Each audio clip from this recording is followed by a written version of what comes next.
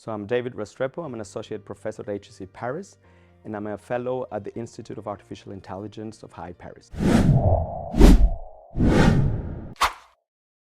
We have two major streams of research now in my group, on the group of research at HEC and HEC Paris, and also connected to CDL. One of them is on content moderation. We look at the circulation of tweets minute per minute over the past year and a half, including European elections and American elections, to understand the efficacy of content moderation to control misinformation.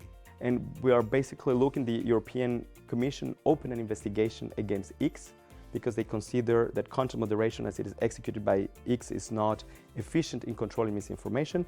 And basically our paper finds that this content moderation mechanism implemented by X is effective because it cuts by 40% the circulation of misinformation, but the problem is it arrives too late. It arrives usually 12 hours or 13 hours after the publication of the tweet.